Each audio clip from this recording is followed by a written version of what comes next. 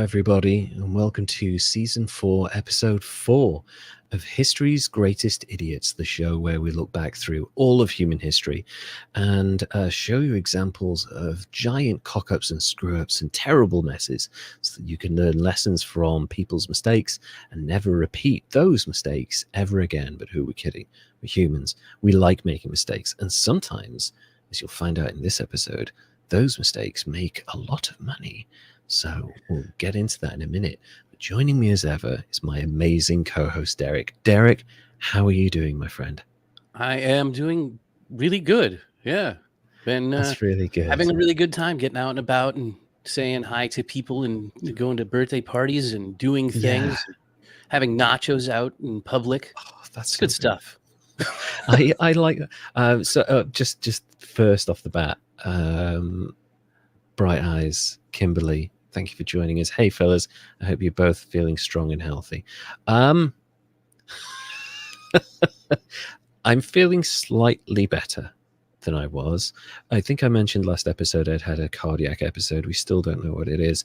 I'm still waiting for a bunch of medical tests that the NHS are apparently getting me sorted with, but these things take so long.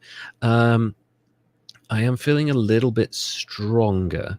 And I will say this now, I've had a lot of problems recently with my mental health, probably more than I am willing to discuss on the podcast, but I have been taking steps to try and make those things better. And one of the things I've taken has been going out for walks, and I've managed to, because initially after my heart issue, I couldn't do anything for like 2-3 weeks. Like physically, I was on the sofa, asleep, just sleeping the whole time. It was really difficult to do stuff.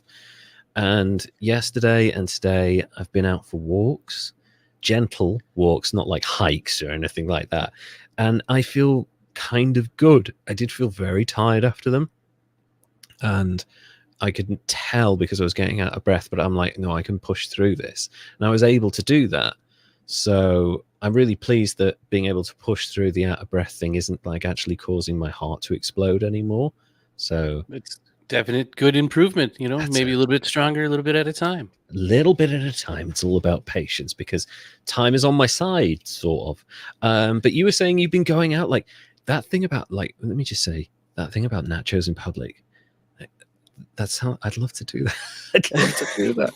I'd love to be able to just like go out to a nice Mexican restaurant with my wife and my friends and just sit and chill and eat some really nice authentic food. Like I would love to be able to do that.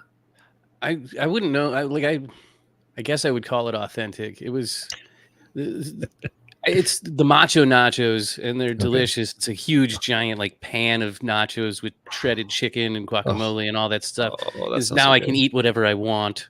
Nice. Yes, because of your surgery. Yes. I forgot to ask, did you save it in a little bottle of formaldehyde? They won't let me have it. That's such a shame. We could have sold that. When we were big time, we could have sold that for so much money. I'm going to get some pig intestine and throw some rocks in it. And I mean, no. It's authentic. It's not like Belle Delphine's water or anything like that. It's not like a fucking bath water. It's real. But could you imagine, like, I just have this nightmare, like, eventually the podcast takes off and we've got like hundreds of thousands of people listening every single time. And then like, we're like, hey, you know, we got Derek's gallbladder here and we're going to auction it off. And the guy that keeps bidding on it is just some weird looking scientist. back of the room, just going like this with his hands. 100,000. Oh, goodness. And I just picture that it's like, now I have the perfect clone. Just like, jeez. 2 Dereks. Kimberly here, that sucks. I was saving my money for the auction. Oh, don't worry, I'll chop off a toe. You'll be fine. We'll give you that instead. Not really. So speaking of Kimberly, I want to give a big shout out to our paying Patreons, who include Dilly Bob, Andrew Zavara, who's also recently subscribed to our YouTube channel. Thank you so much. Kimberly Johnson, who's joining us live, and the OG Jesse Christ, our first ever patron. If you would like to join them in slinging us some money on Patreon so that you can get exclusive behind the scenes footage, random gifts, and also scripts and access to all of the stuff that we don't share on social media about our lives, then go to patreon.com/history's greatest idiots. And we're actually going to be recording a Patreon exclusive episode probably next weekend at some point. So yeah, that sounds good. Yeah, I really enjoy doing those with you. I feel like we shoot the shit a little bit more than we do here, which is kind of amazing to think, but we're a little bit more formal here. But on Patreon, totally informal. It's all raw and uncut. It's a lot like just hanging out with us. Which it's kind of like this, but different. It's like a really weird conversation where we do all the talking and you just sort of listen. But it is totally informal. Please. There was a thing that they had back when we were younger where there was you would listen to people talk and you'd feel like friendly with them. It would come out of speakers in your car when you drive around. They had they were kind of wacky as well. What was that? Oh yeah. Anyway, it's in decline now. We're in the ascendancy, and we crossed both mediums. We've both done radio and podcasting, so we've crossed both worlds. We're the elder millennials who can remember Betamax, but also do linear editing. So we've crossed both worlds. So also, if you would like to follow, we've mentioned the Patreon, so that's patreon.com/history's greatest idiots for all that amazing stuff.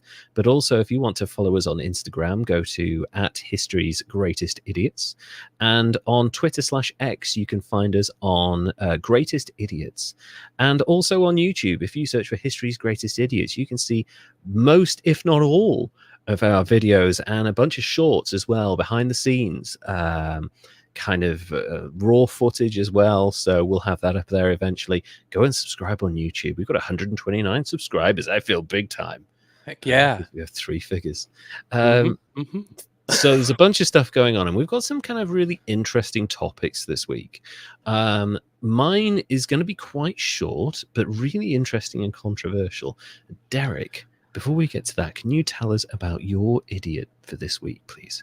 Okay, well, this one I thought was going to be fun, and then it kind of got weird. Oh. like everything in life. Yeah, well, I don't know how it is out there for the rest of the world, but here in the U.S., I think it's safe to say that most of us have seen those late night infomercials. Yes, and absolutely. I've got a juvenile sense of humor, or I at least had. I still do. And I had a respect for this late night pitchman, mostly because he was selling you kitchen gadgets and he was using double entendres like, "You're gonna love my nuts." Oh no! It's the Pete Schweddy thing. It's like the whole, it's only it's not an SNL sketch written by Tina Fey. It's an actual fucking double entendre. Oh my god! Yeah, it's. I'm going to tell you today about the one and only ShamWow guy, or the slap shop guy, or whatever you want to call him. He was born Ofer Shlomi on the 25th of April, 1964, in Beersheba, Israel. And you all know him as Vince Offer, which is what I'm going to call him because I don't want to butcher names that I can't pronounce and didn't practice. You're welcome. So he's born in Israel. He and his family spend his 5 or 6 year old years in the UK, and he is raised in Brooklyn, New York. As a kid, he's drawn in by those old Crazy Eddie ads. Who we've covered. Crazy Eddie Antar. Yes. Oh my God. Alias David Cohen when he was on the run in Israel. Oh my God. Worlds collide. he kind of is inspired by that sort of hustler work ethic, and he's earning money shoveling his neighbor's driveway alongside his friends. As a teen, he's working into the night, hustling his ass off. I'm guessing he was trying to earn that money because he made the decision to drop out of school at 17, ditch New York City, head to LA, and pursue his dream of being a filmmaker. Okay. Which, like, it takes money to make that leap. Yeah, it does. I applaud the effort and the idea of chasing his dreams. I think maybe he could have used a little bit more guidance and planning on how he could have done it. Sure. But I mean, it's what, the 70s? Yeah, and he sounds like a People bit of a doing free that. spirit even for the time. Like, and also this, this is a time when obviously we talk about the chances of success in Hollywood like significantly lower than what people actually imagine and see what happened. But there's a time when you could go out to Hollywood in the 70s and be part of the filmmaking industry in some shape or form with very little qualifications, because it's not quite the closed door industry that it is now, where you have to go to this school or have this qualification to be like this level. Like you could go out there, meet the right person, and just start in the industry. So that was a possibility. Yeah, and I think now you have to do it more if you're going to break in more guerrilla through creator methods, or Yes. or you have to have a be pre-existing audience or brand or Right. like standing in the world before you can become a filmmaker, or you have to have the right education. There's no groundswell of like, oh my God, this like kid who like came from nothing is now an amazing filmmaker. Like those are super rare now, way more rare than they used to be. Yeah, well, and it didn't happen that way for him, as you know. Well, and Yeah. you're going to find out even more. So, in 1986, he officially changed his name to Vince Offer, because I'm assuming that was because of acting and his comedy and filmmaking aspirations. Because Sure. Vince Shlomi. Yeah, it's a difficult, although Hollywood is obviously has a large like number of Jewish filmmakers. I think for a mainstream audience, if your name is going to appear on credits, that people want their names to be memorable and easily said. And unfortunately, Vince Shlomi is like not as easy as Vince Offer. Right. And that's like when I was in radio, I was Derek Dutch, because Perfect. Dutch is easier. So anyway, Yeah. So he changed his name, and early on in his career, he's doing sketch comedy and submitting these sketch comedy things to public access TV channels, kind of like Andy Kaufman did. Awesome. He'd call the series of sketch comedy things that he did the Underground Comedy Show, which he later made into a film, and that film is considered to be one of the worst films ever made. It played at one theater on May 16th in 1999, earned a grand total of $856, according to IMDb. I think we could make a film right now and make more money than that. Jesus Christ. Possibly. Like, I mean, we got to be getting close to that with the podcast by now. I think so. I mean, we didn't do it in a day, though. We didn't. No, it's taken 3 years. But and I'm not going to crap on anybody that does anything. No. At least he did it.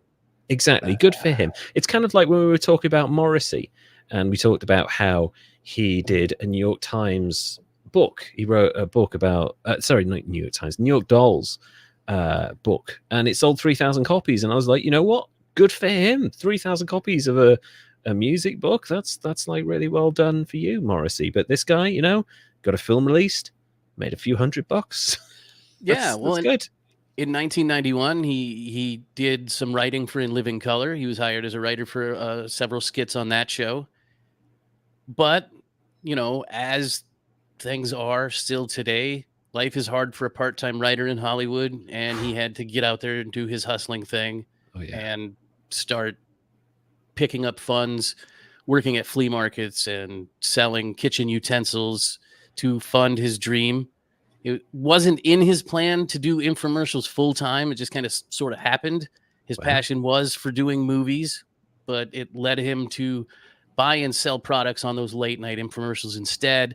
And he used those paychecks to fund that movie. And that movie was his first acting gig. Good for him. He Ben Affleck and Matt Damon that shit. Yep. Get out there and make Good Will Hunting. But I'm sure it wasn't Good Will Hunting. No, it was the underground comedy movie that was released in 1999 on May 16th and made $865, Nice. of which he spent around $500,000 of his own hard-earned hustler money to make. What? Yeah. He had a $500,000 budget, and he didn't even make $1,000 back. Fuck. Right. Now, DVDs of the film were marketed on infomercials because that's what he's good at. Yeah, sure. But by 2002, he was bankrupt and the home distribution plans kind of got shelved for a while. Not surprised. Also, that film led to numerous lawsuits, which didn't What? help him. Yeah. What kind of lawsuits? Like, Well, what's I'll get going to that in just a minute here. on? He had to go back to doing the kitchen utensil sales and the slap chopping thing at the swap meets to support himself and then raise money to complete the film project when it Wow. flopped. So he went back to that, but with a twist. He was staying up late at night watching Comedy Central. And right Sure. around this time is when those Girls Gone Wild infomercials were on. Oh, no way. Yeah, I remember those. That inspired him to do more in your face, catchy, provocative, late night infomercial stuff for his products. That inspired the "You're Gonna Love My Nuts," the dumb shit that he says in there that I love so much. Yeah. But anyway, it helped him finish his project and get it out there. He claims to, what I can't confirm it because I didn't research it enough, and I apologize. I failed you there all. 500 or 50,000 direct, and then 50,000 later. So 100,000 total copies of his movie, which is that's still not bad. really good. Yeah, like I guess I'm trying to think how much DVDs would have been back then. Like $10 a pop. I mean, 1995, you'd imagine. Yeah, like $10, something like that. Maybe $7.50, something like that. He's probably made his money back after cost. He's probably made that 500,000 back. Good for him. But then now comes the lawsuit. Oh. So the underground comedy movie was the subject of a lawsuit filed on September 23rd, 1998 by Vince Offer himself against the 20th Century Fox and Bobby and Peter Farley, the co-directors of There's Something About Mary. What? He tried to sue the Farley brothers? Yes. He claimed that 14 scenes from There's Something About Mary were lifted from his film. Okay. The Farley brothers said, "We've never heard of this guy. Who the fuck are you?" We've never heard of this movie. This is a bunch of baloney." Apparently, the judge believed him. The case was dismissed in 2000, and the judge ordered Vince to pay $66,000 in attorney's fees. Oh dear, that's gonna sting. That's a lot. There's a lot of spoons you're gonna have to sell to get that money back. Holy shit! And then in October 2000, Vince sued Anna Nicole Smith for $4 million, claiming that she had agreed to be in the movie, but backed out in 1996, saying that she feared that the movie would be detrimental to her career, whatever that was. I don't know how Anna Nicole's career could have been sabotaged by a cheap film, to be honest. I don't either. He claimed that the result of her backing out of the film cost him a loss of $100,000 in the crew, like a loss of crew money and crew time. Oh. Don't know how that translates to suing her for $4 million, but whatever. Did you have emotional damage as a result of that? Like, where do you get that extra 3.9 million from? That's crazy. It had to be because she wasn't in it, is why it flopped, maybe. Sure. I don't know. I'm just making stuff up here at this point. So allegedly, but not allegedly, I don't know. He sued her. And then finally in 2004, he sent out a press release through prnewsonline.com announcing his intention to sue the Church of Scientology. Oh, why? Why would you go after Scientology? Well, in 1997, while he was in production on the underground comedy movie, the Church of Scientology allegedly began a large-scale smear campaign against Vince and his film because he was a Scientologist at the time. Oh. Okay. And he claimed that the Scientologists at the Celebrity Center in Hollywood threatened his Scientology friends in the movie business that if they didn't write malicious reports against him and his movie, that like bad things would happen. You know, Scientology, alleged Scientology stuff. Yeah. Um, So this is an interesting one because I kind of don't believe this guy a lot of the time. Like some of this stuff doesn't seem true. But then again, we have seen the Scientology playbook and it doesn't sound a million miles away from right. what Well, we've seen. and I'm not calling him a grifter. But a No. classic move is you sprinkle in elements of truth, Yeah, and you weave yourself right in there with people that are actually having bad shit happen to them, for sure. and then you can be a dick and get away with it. Not that Yeah. he's doing that. No. Not what But I'm saying. that's what Um, grifters typically do, is what you're saying. Right. Now I wasn't able to find anything for sure. But I know, yeah, like you said, the church has done things like that. They've Yeah. done some shady things. But I also know that if you've seen that movie, you can judge for yourself and agree with what they said or not, or if they were told to say it sucked. Right. So what you're saying is they may not have needed any actual encouragement from the church to write bad reviews. Maybe not. Maybe And not. the most fascinating part about the lawsuit, though, is what it revealed about Scientology's attitude towards his movie and their Okay. belief that the movie wasn't just unworthy of Scientologists, that it was a criminal act.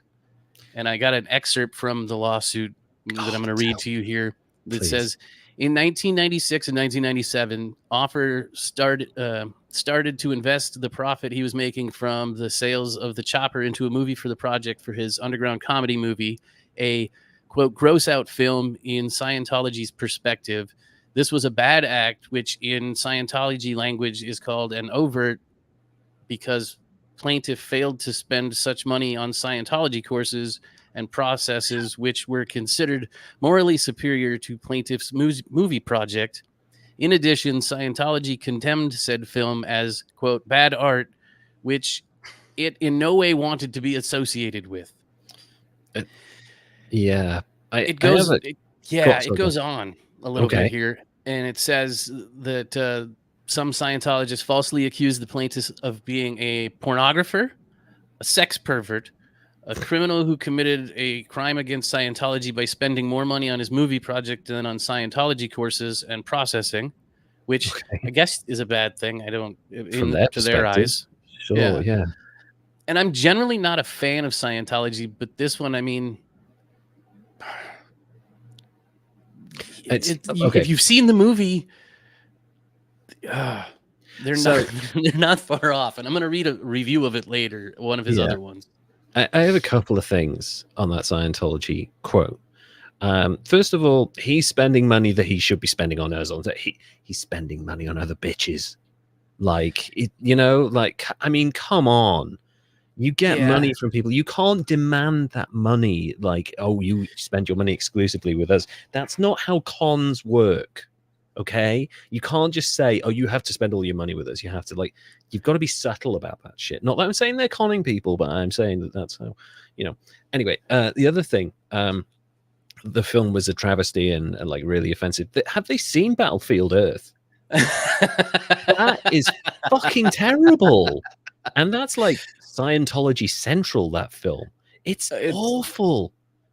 It's fair. A disaster of a film. Awful on every level. It's unwatchable. It's not like one of those, it's so bad it's funny films. You just can't watch it. It's painful to watch. So yeah. And that had a lot more than 500,000. I think it was 40 million or something crazy like that. And also, Scientology calling someone a sex pervert. Have they seen some of their members? You have very shaky ground there to be calling someone a pervert. I shouldn't be laughing so much, but you're nailing it right on the head there. Have you ever seen a statement by a politician or an organization, and you look at that statement and you go, and it's like them condemning someone or something, and like and you look at it and you go, are you talking about yourself? Because that's what that statement is. Like, everything they've said there, you could level straight at Scientology and you would not be wrong. You've kind of got to wonder if they're like, we weren't going to say anything, but you We weren't didn't gonna give us say our anything, fucking but money. He's the wrong kind of pervert. Like, Well, he didn't pay us. If he would have He paid didn't us, we pay wouldn't us. have fucking meant. We wouldn't have said anything. We would have if said he his was a movie was pervert great. and he paid us, he'd have been fine. We could have hidden it all for him.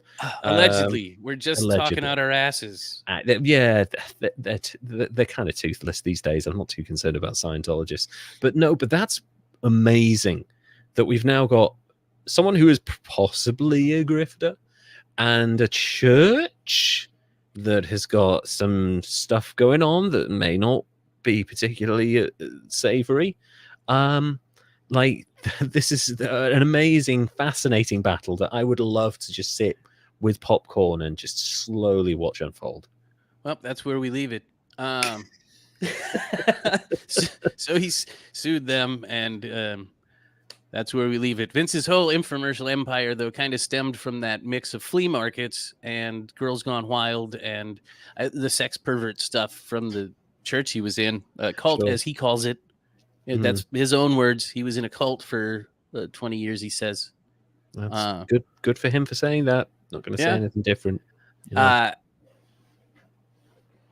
Like, as he started it all with the flea market, like he started it with a flea market find in 2006 with a neat little, not quite a towel, not quite a chamois.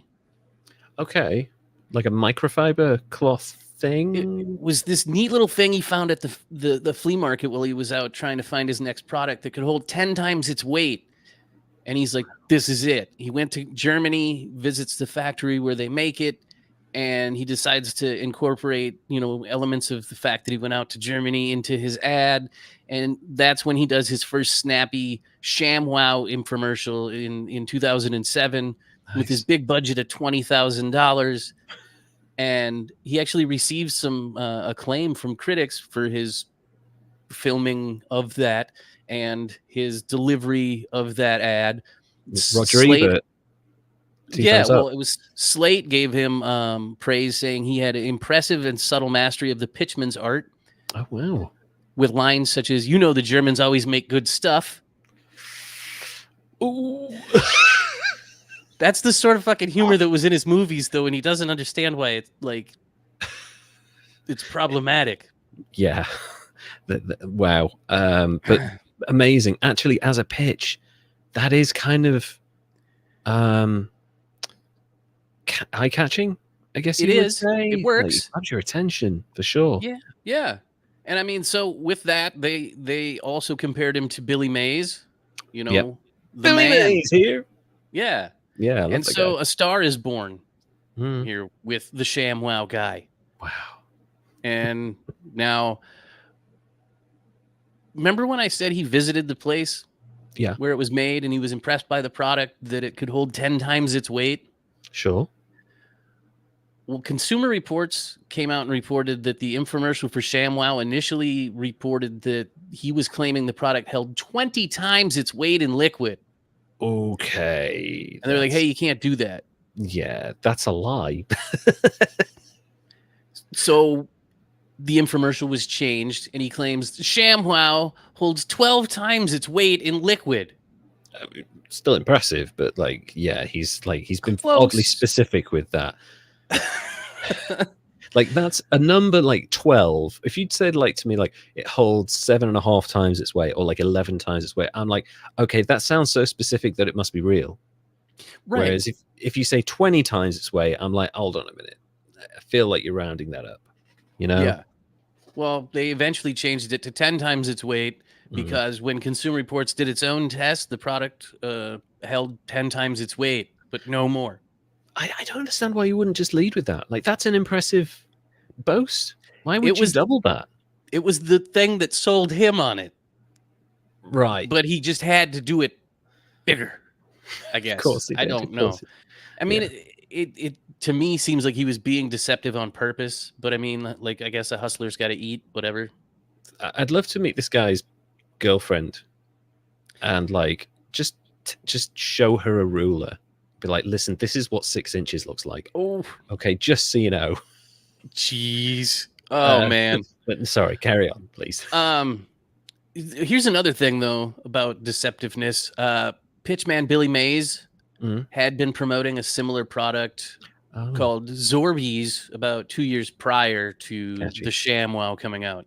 Right. Okay. So he's really borrowing from the playbook now. Yeah, and those commercials for the Zorbies did a lot of the same product demonstrations that were shown in ShamWow. Wow. Okay. So he's really doing his own spin on somebody else's carnival barker flea market salesman pitch with double entendre pervert sex stuff in it. Interesting. So it's almost parody to a certain extent. Like he's just weaving in slightly different elements. That's really interesting. I like that. And the comedy thing is good if he was getting the laughs and going after him for the right reason, but he tends to, like, in my opinion, and this is my opinion, like punch down at the comedy. And it's like you could have, if you worked on your craft, honed it a little more, like you could probably be awesome. You're just not taking criticism or honing your craft to do it better. You're taking what you know and doing it the easy way and saying fuck you if you don't like it. Yeah. I'm also not a big fan of punching down, and that seems to be a big thing.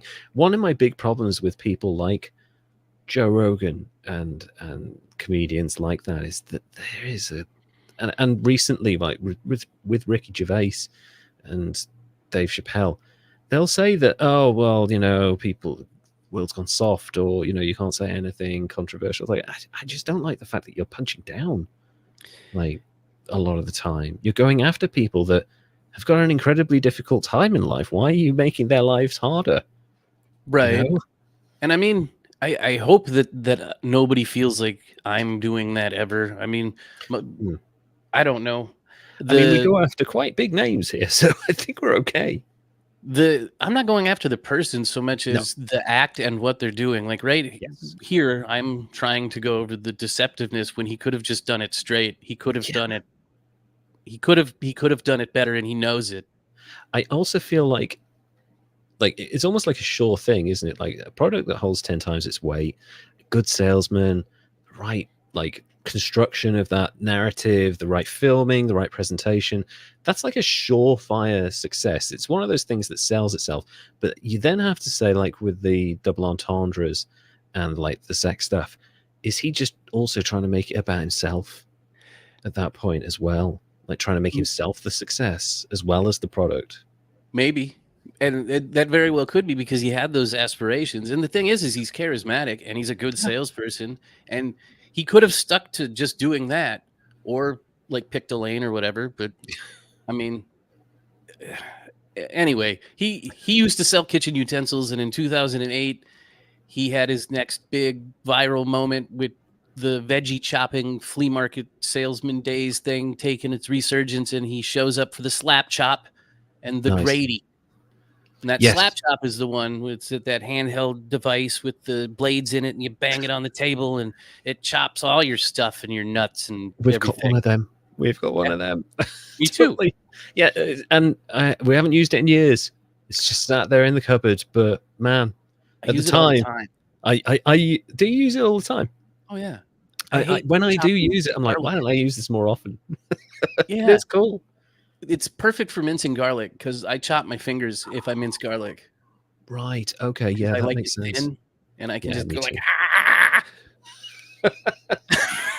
we just use one of those crushers, garlic crushers thing. Yeah, and also we buy frozen garlic, and like you can get like it like four garlic cloves in one thing. Just shove it in the food. I'm so lazy. I just like banging on the table with it and saying you're gonna love my nuts while I do it. So he won. Yes, with that. Now the Grady I never heard of. No, I've never heard of that. It was a cheese grater, like it's like a handheld device with internal blades, and the user would put the cheese in it, and it would turn the outside of it. For our fans of weed usage and potheads and fans of the Hightailing Through History's podcast, Hi, you Laurel. might recognize it as a herb grinder or weed grinder, but for cheese.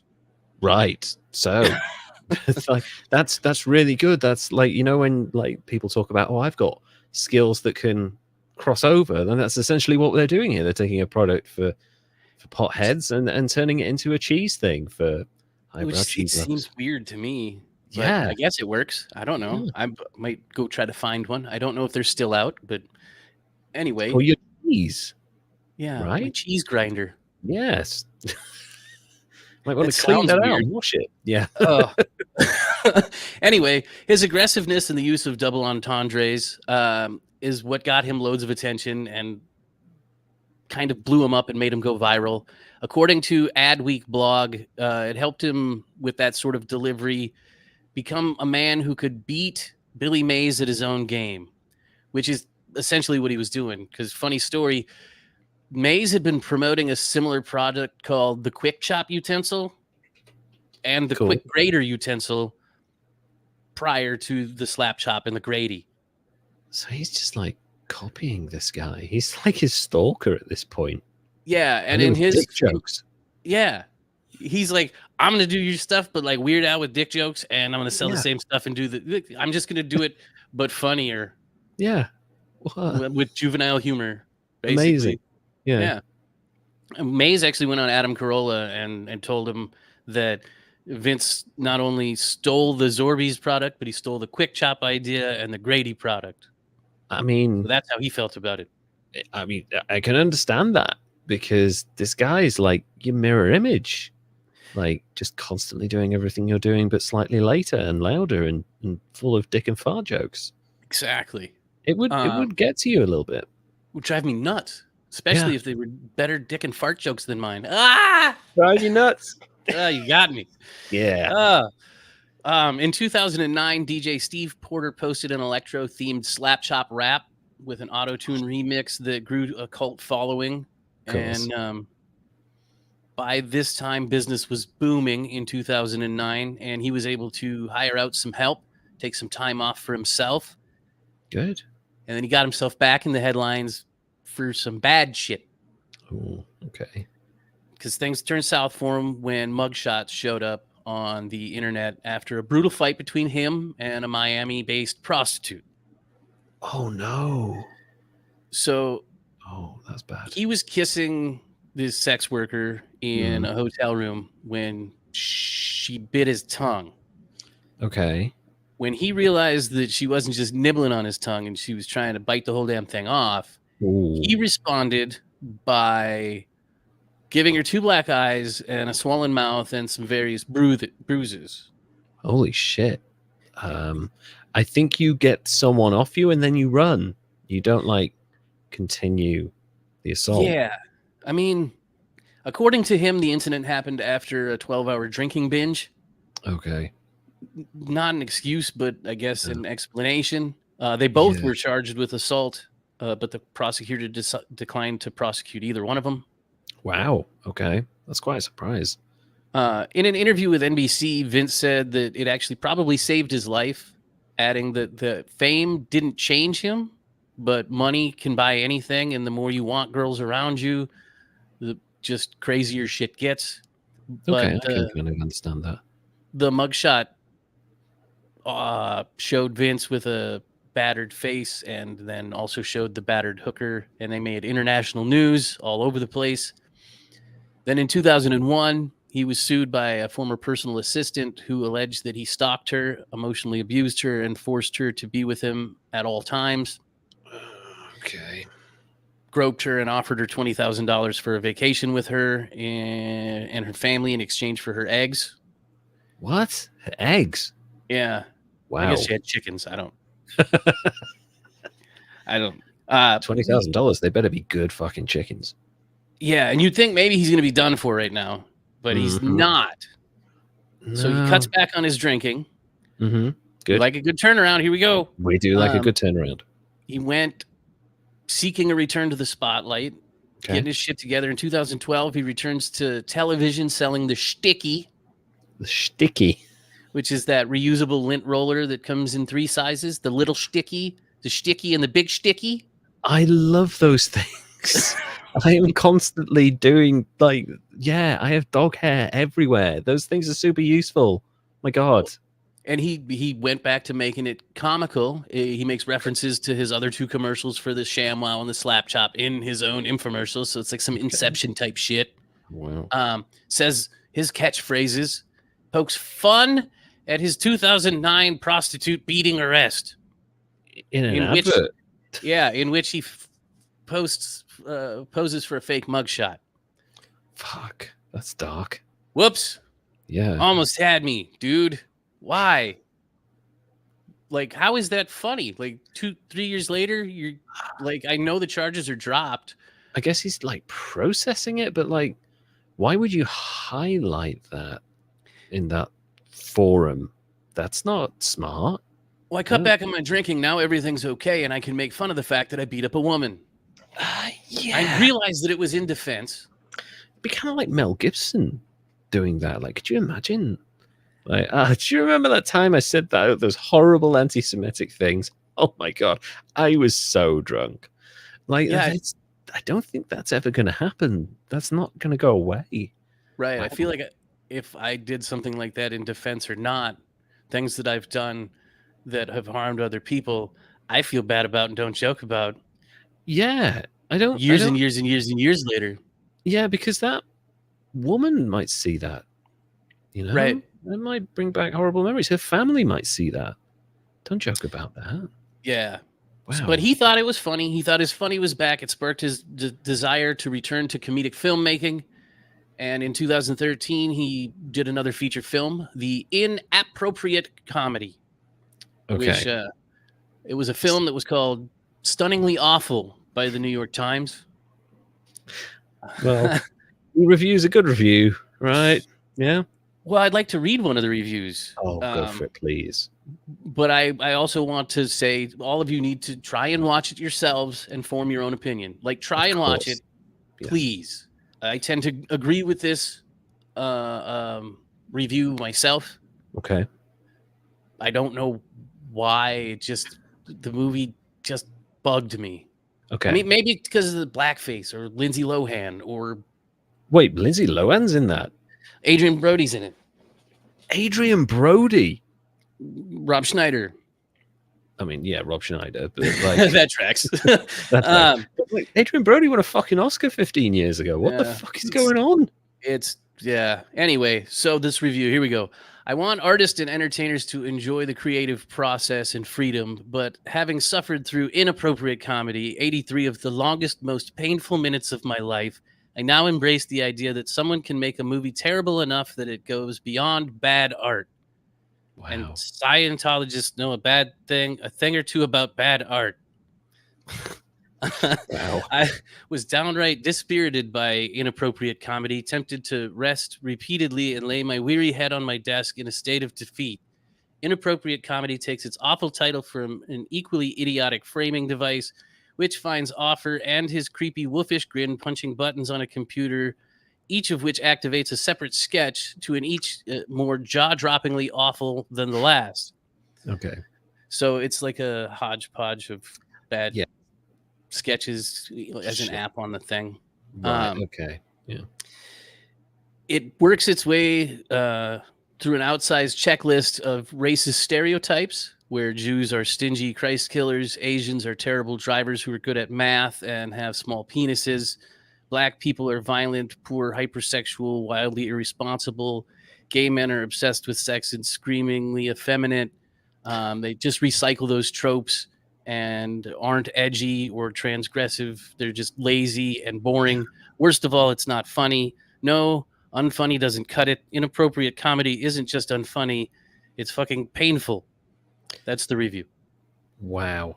I mean, that makes Morrissey's reviews seem really tame. So Adrian Brody, Lindsay Lohan are in a film that has blackface? It's, in curlers, and you have to watch it for yourself to understand. Right. Like, he was trying to do satire and pulling off that sort of Sacha Baron Cohen. Right. So he's going for Sacha Baron Cohen and like Robert Downey Jr. in Tropic Thunder. Like Yeah. it's either like showing what the world thinks of the stereotypes, or that people are so delusional they think they can do blackface and get away with it. In the case of Robert Downey Jr.'s character in Tropic Thunder, but Right. it just falls flat because he's not very sophisticated. Just thinks it's funny to make that character. Ugh, that's really Like bad. it's you missed the point of what like the satire is basically, and that's where I say it's like punching down. It just lands wrong. It's So terrible. but I don't know if it's he didn't have people telling him why it's landing wrong, or he didn't take the criticism, or he's still not taking, or whatever. But after that, he goes back to what he's good at, and I don't mean that as like a dig. No, he's found his lane, and that's fine. He's charismatic. He can be funny, and he's a good salesman. He's a good hustler. He's got a natural charisma. He just needs to polish his craft, hone his craft, or just be a good salesman, which is what he just ends up doing for a little while here. And in 2014, he goes into the Quickie Grass product. Another double entendre type thing there. Okay. In December 2015, he appears on the Crank Chop infomercial, demonstrating the abilities of a product that slices and dices foods with the pull of a nylon cord. So it's like a ripcord chop cut. I like that. Okay. I haven't seen one. No, but that sounds like the kind of thing that my wife would be interested in, and I would buy as a gift for her. She's like, kitchen gadgets are like her thing. They're fun. Like, yeah, and like we will go into a shop like that, and we can spend ages like looking at these different things and thinking how we can use them. And like, I'm totally down for that. So some of this stuff sounds good. Sell it to me with a dick and fart joke. Fine, go for it. And it would honestly, I think it would be best if he did that. But yeah, I mean, I'm gonna give him credit. He's venturing out again. In 2003, he struck out once more for comedy and entertainment, and he's launched his own podcast with the most original name ever, The ShamWow Guy Show. I mean, yeah. Go with what you know. SEO wise, that's brilliant. Yes. Because that's what people will Google. Go with what you know. Do your thing. To quote his show blurb, he promises to keep the comedy at its core as Vince invites an array of guests to join him in tackling a wide range of thought-provoking topics, from discussions on wokeism to exploring the spirit of American invention. Listeners can expect humorous conversations that will entertain and engage. In the debut episode, Vince will dive into a deeply personal and timely topic, his own experience with being canceled, long before the term cancel culture entered the cultural lexicon. Whatever. Okay. Hollywood shunned Vince due to his content of his cult comedy film, The Underground Comedy Movie. And despite facing rejection from theaters, Vince's determination and entrepreneurial spirit led him to sell over 100,000 copies of the film directly to consumers. Now, I listened to the first episode. Okay. Good research. Thank you. I wanted to see what he was trying to do. Okay. He's just not funny, in my opinion. Right. Is it like, because the words wokeism and cancelled, is he like leveraging alt-right bullshit to try and get an audience despite the fact he's not very good? Is that what's happening? I don't think he's doing it on purpose. Okay. Maybe he is. He's not telling great jokes. He's using a sort of us versus them devices grifter speech.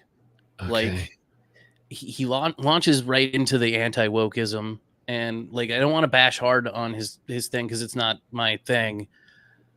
But he's trying to get people to laugh at jokes and wokeism and important topics for the wrong reasons, like not the ridiculousness of the people that don't understand it, but like he just doesn't understand it, so he makes fun of it. Right. So it's this unknowing, different, the world is changing and I'm being left behind moment and he's making fun of it as a result. Like, that's kind of sad. He goes really. on to a whole speech on how the Hollywood Jews need to understand that the censorship of any kind of comedy like that is going to lead to what happened in Germany, and you can't stop people from saying Wow. whatever they want to say.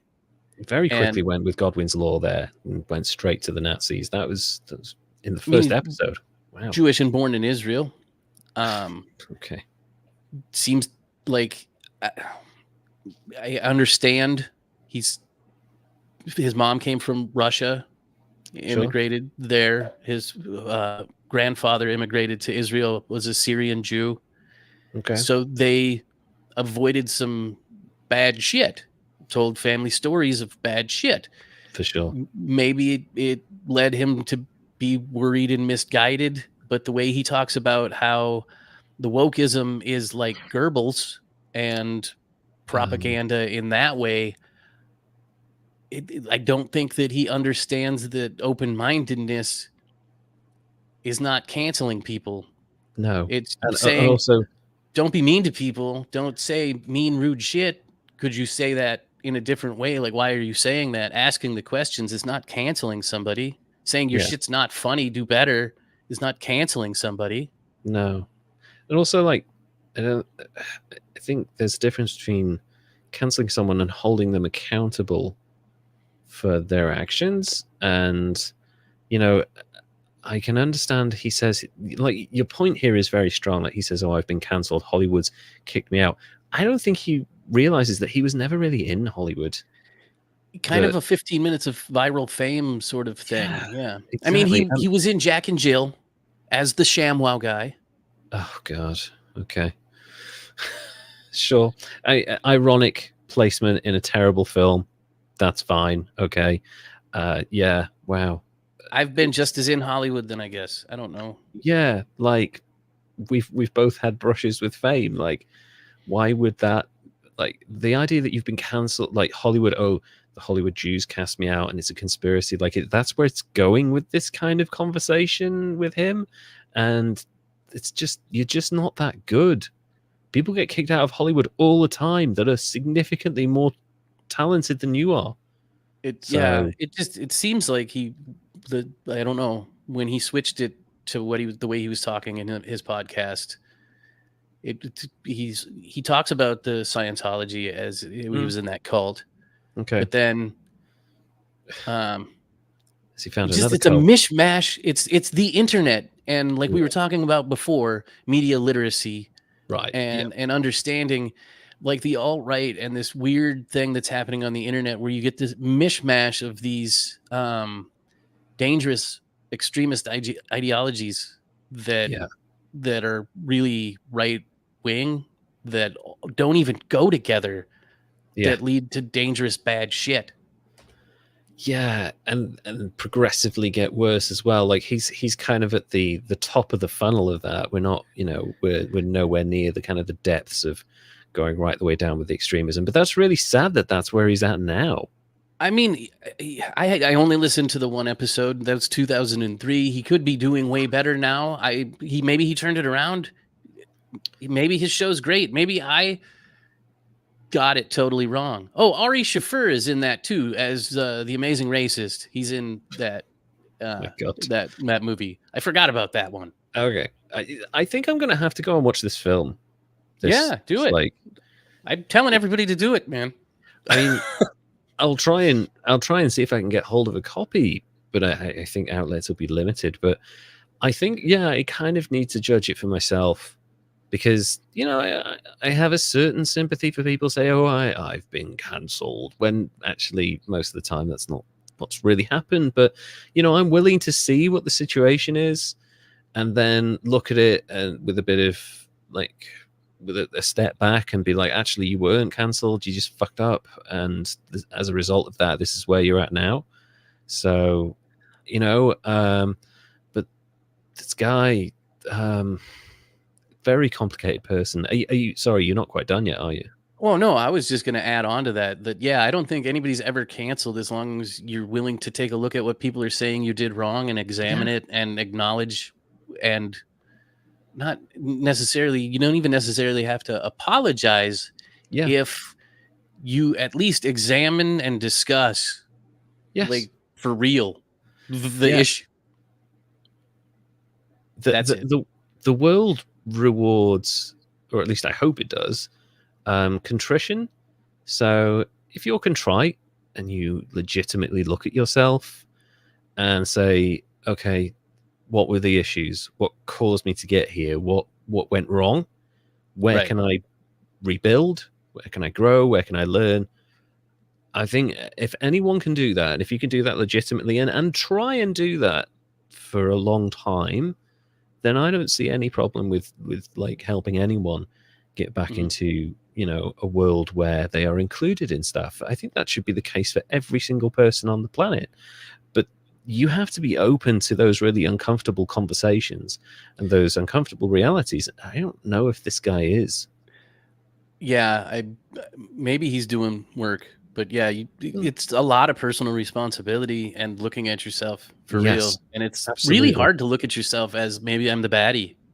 Yeah, it is very extremely difficult to realize you aren't the person you thought you were and actually look at where that started and how it progressed and look at stopping that from ever happening again, or maybe fixing those things if it's possible. So I think the interesting thing is that this guy could have a long, prolonged career if he just focused on the selling thing, and like I would be open to that. Also, incidentally, you kind of you said at the start of the thing, you felt guilty about, like somewhat guilty about laughing at some of the jokes. I wanted to point out, and this is something I've come to realize recently. I have a new metric for how I measure greatness in people. It's having a goofy sense of humor. So no matter who the person is, no matter what standing in life, responsibilities they have, influence, power, whatever it is, if they have a pretty goofy sense of humor, they're probably great people. And Yeah.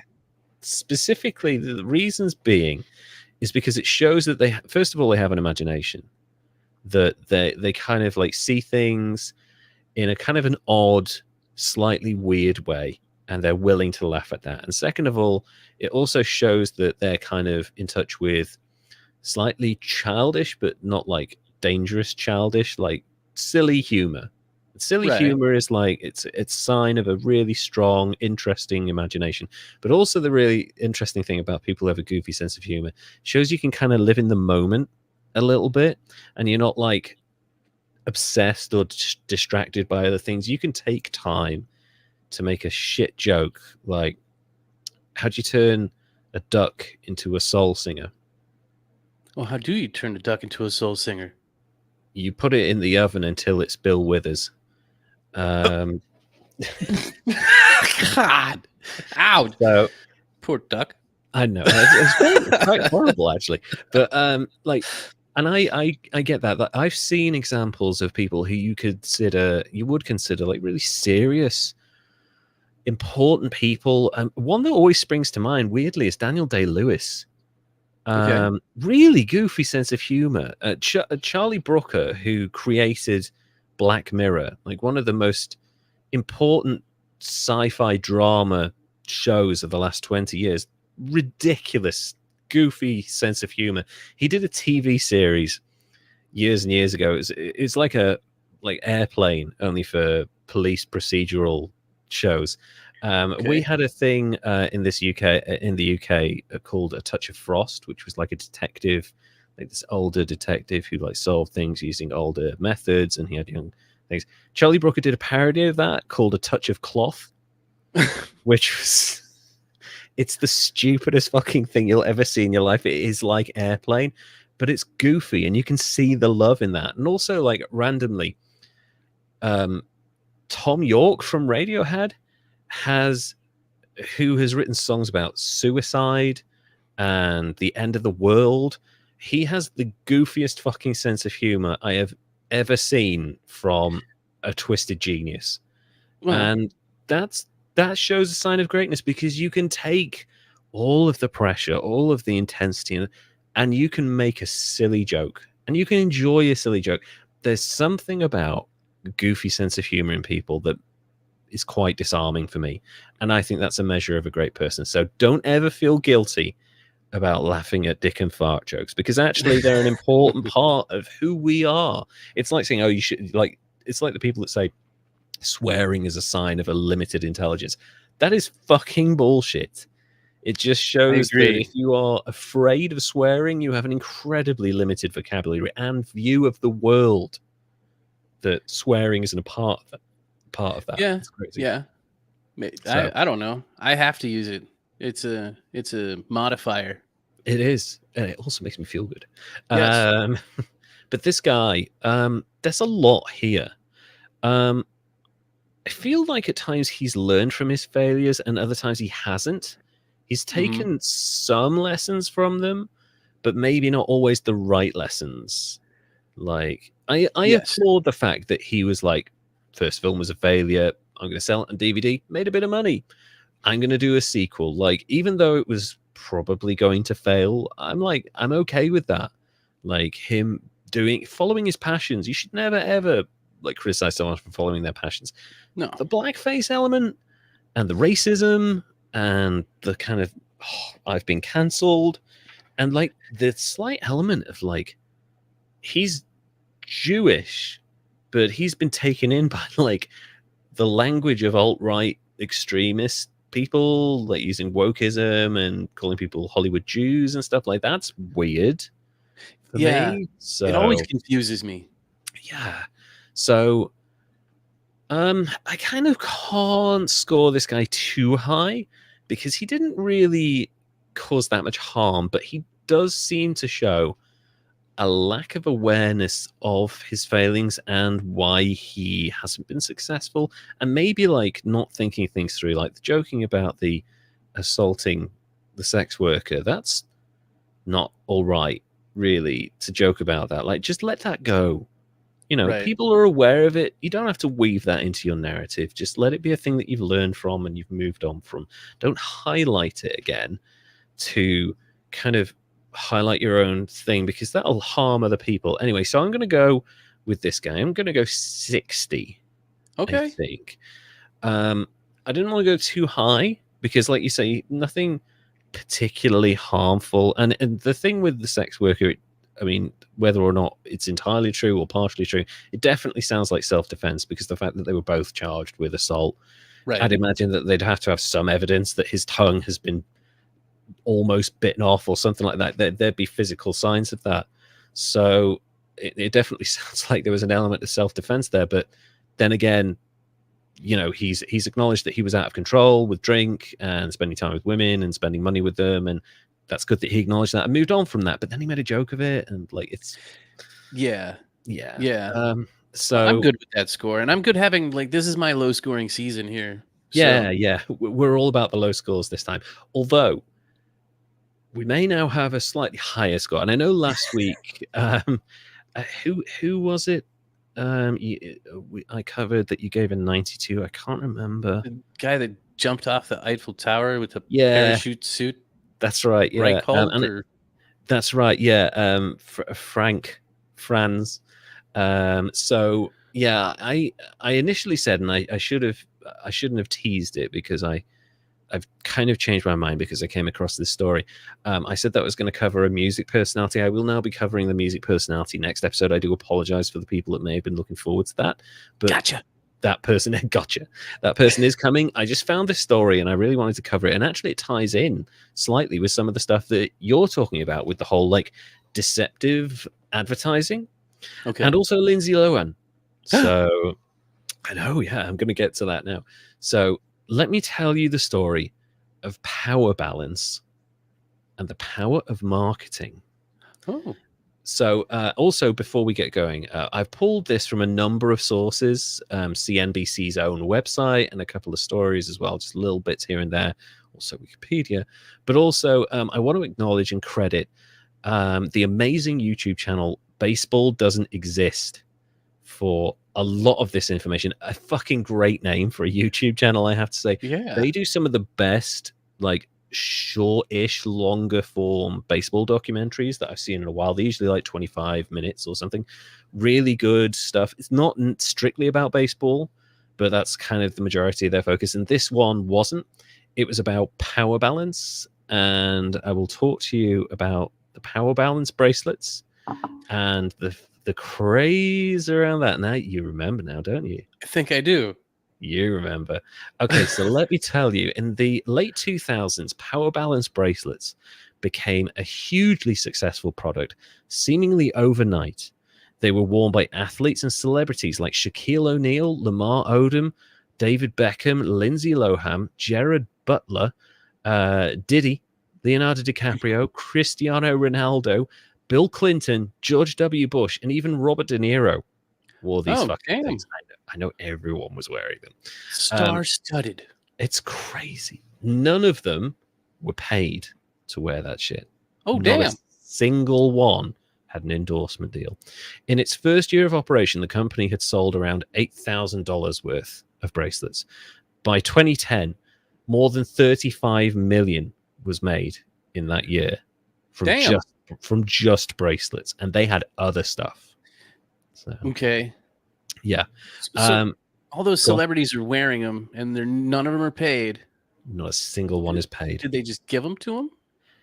They saw them, they heard the claims, and they wore them, and it was the best free advertising because these are all high-profile, successful athletes and actors and famous people, and some of them are claiming actual health benefits from these silicone and hologram bracelets, and we'll talk about how this all happened. Now, the craze was so big at one point that 1 in every 10 people in Japan had one, and none of the people listed above, as I've just said, were paid to wear them. Every single one of them wore it because they believed it improved their health or their performance.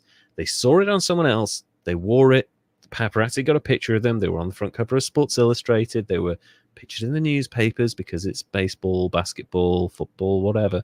And it is the greatest free advertising probably of all time. Yep. A woman from Canada, not even knowing what it was, she just put it on, had chronic pain from 2 wrist surgeries. She had that completely disappear after putting one of these power balance things on. It healed legendary baseball manager Clint Hurdle's elbow pain. And after battling neck pain for 4 years, Kurt Schilling said he put one of these on and hadn't had a stiff neck since. That was he was a Diamondback. He played here in Arizona. Yep, and he was part of the 2004 Red Sox team that broke the curse of the Bambino. And I will get to that because that's a very important moment in this product's success story, or at least one of them's. So that's kind of, you are probably, any of you who are old enough to remember the craze that was the power balance will probably have a picture in your mind of people wearing them. They were everywhere for a long time. But to understand the power balance story, we first need to look at the product that paved the way for it, which is Phyton necklaces. So Phyton is a company that was founded in 1982 by Yoshihiro Hirata, an alternative medicine practitioner who founded Phyton, the company that sold his titanium-infused products. The necklaces first gained prominence in Japan, where they're still popular with athletes. More of a fashion statement, and we'll get to that why in a bit. Phyton started by selling sports tape and clothing and even shampoo before discovering the magic power of bullshit. According to the company, so some of these claims don't exist anymore, but this is what was said at the time. Thank you to the Wayback Machine for all of these amazing quotes. Nice. According to the company, the necklaces and bracelets work by stabilizing the electric flow that nerves use to communicate actions to the body.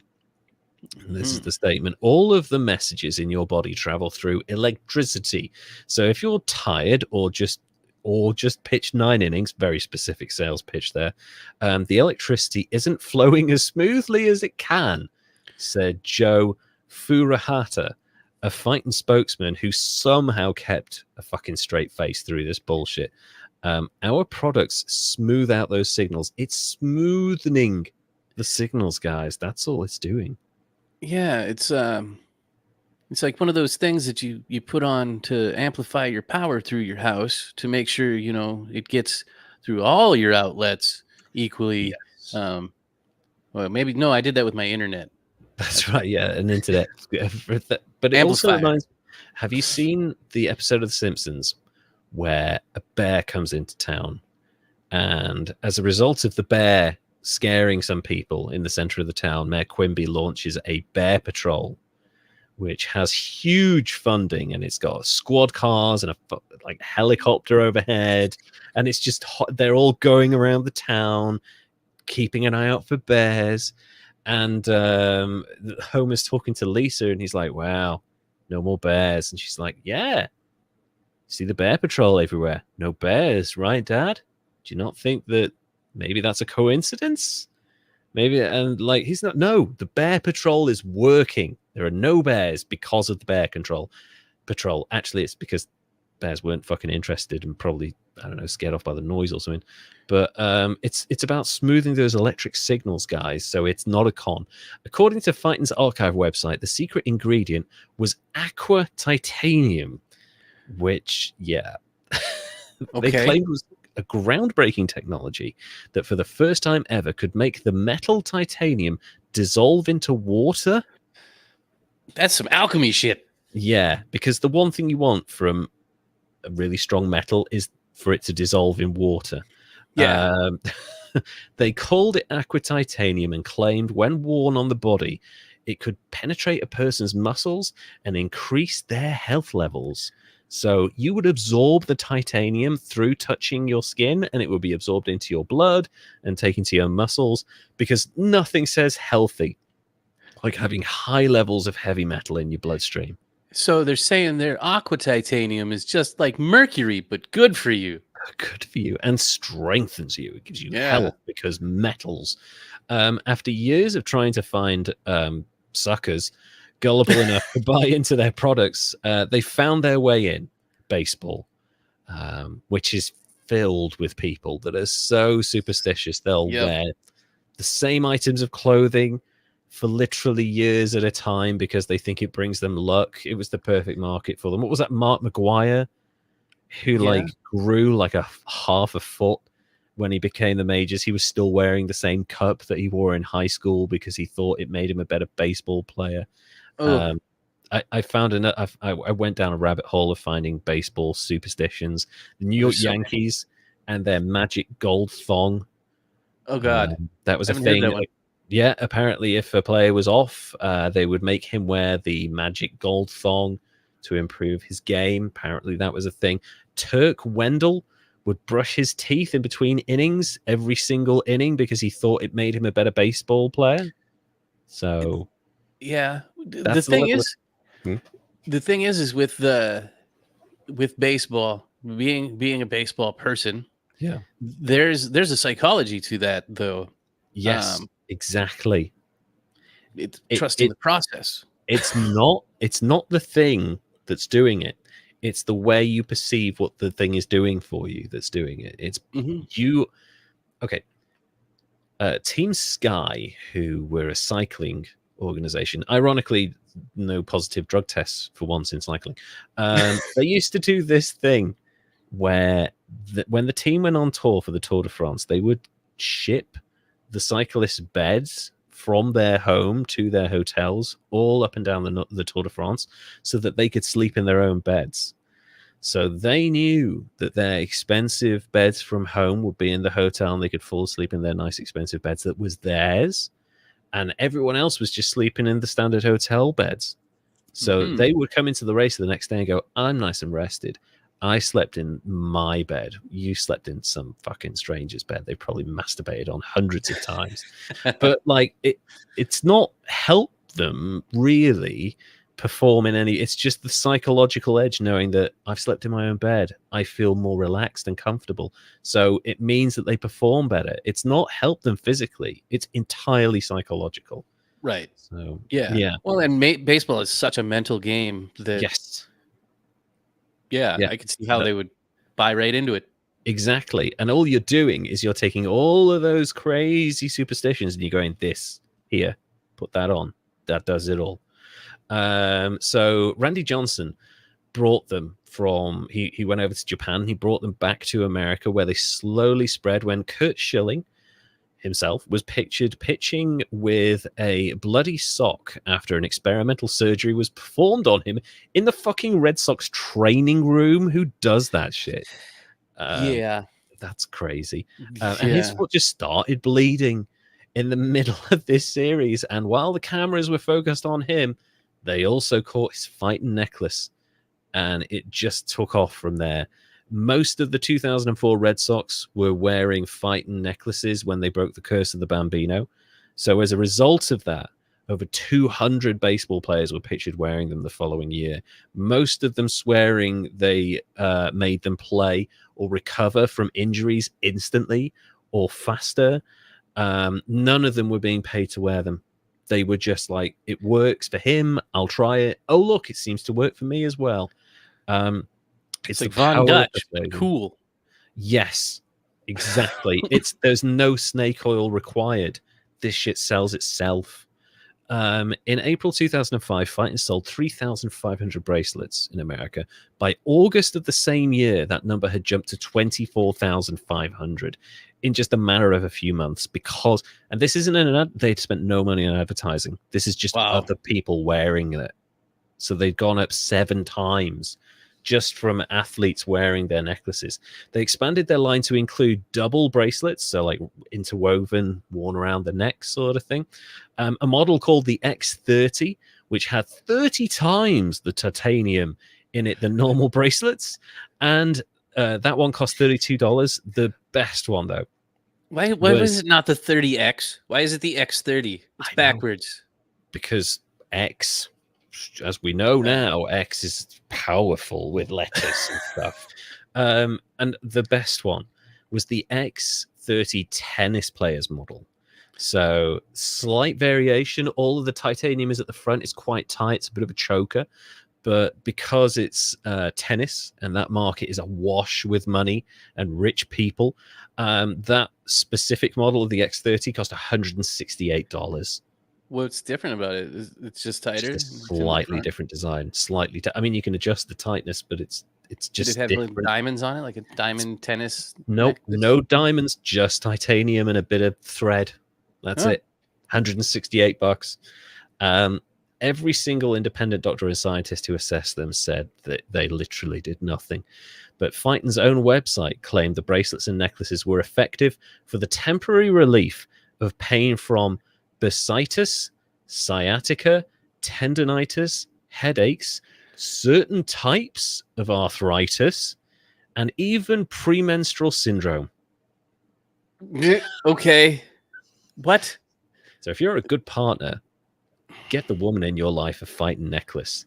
Yeah. Here you go, honey. I've solved your PMS. Yep. Wear this necklace. Put this on. Get some liquid titanium up in you. And stop complaining, for God's sake.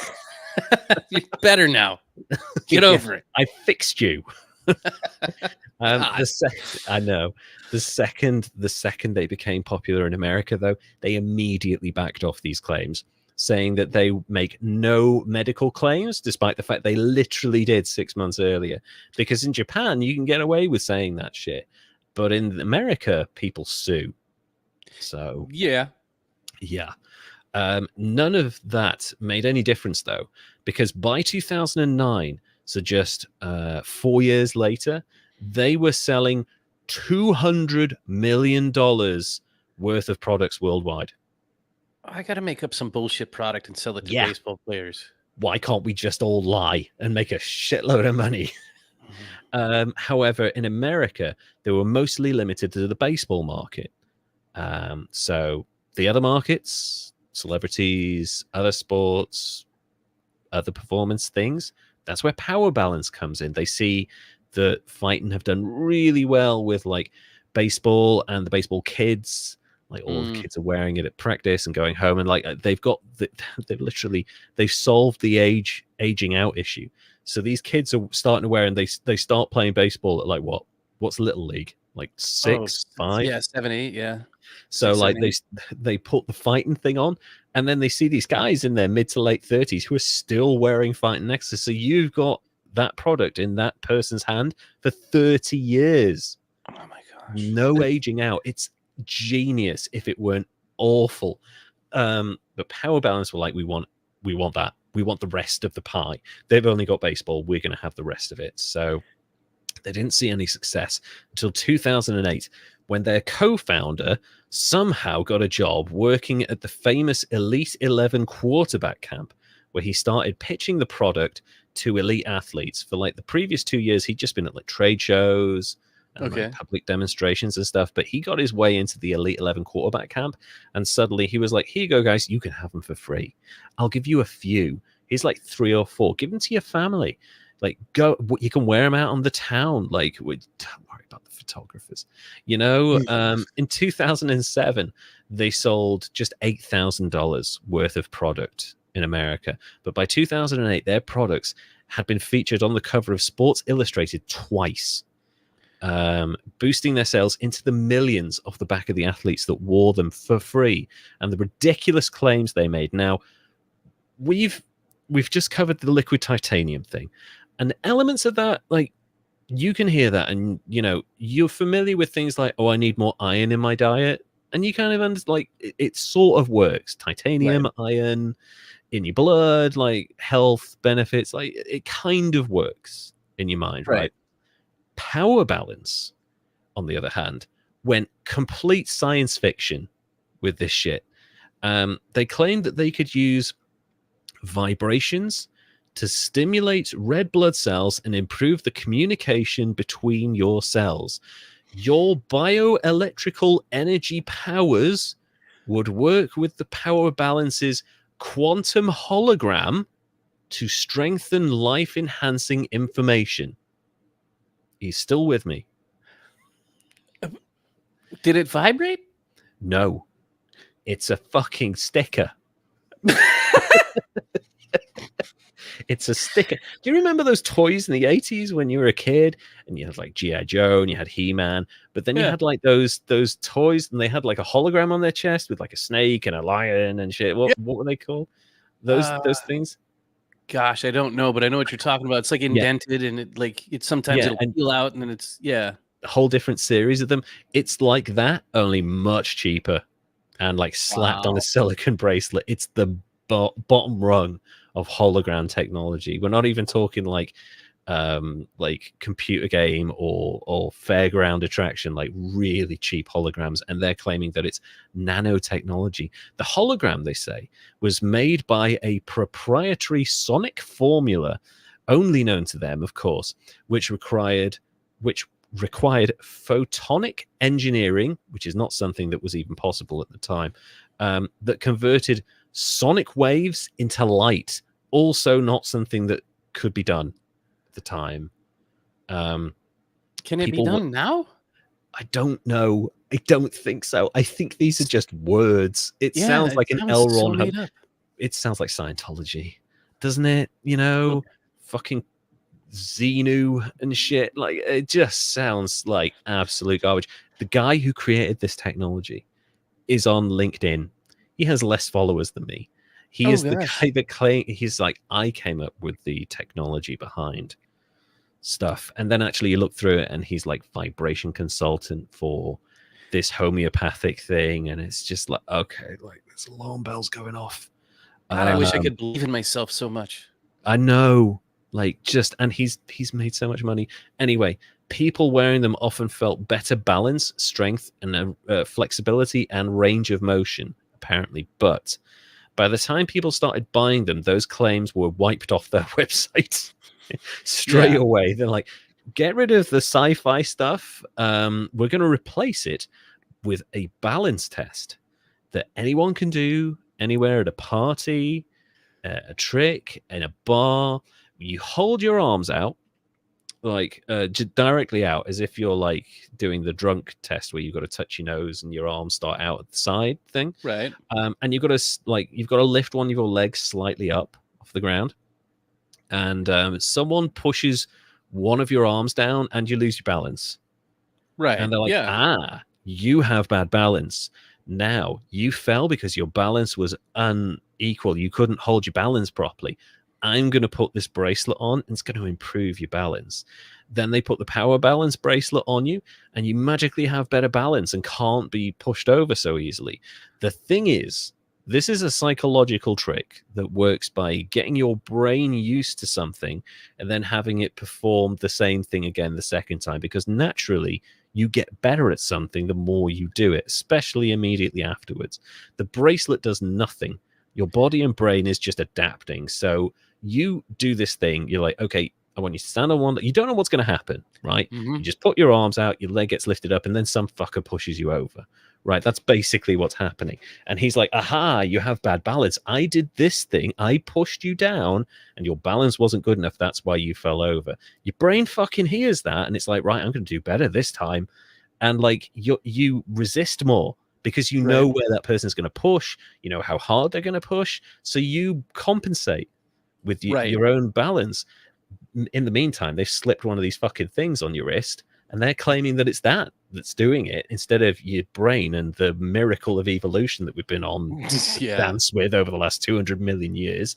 So cynics tried the test with non-powered bracelets and got exactly the same results. So they were just getting like, No. yeah.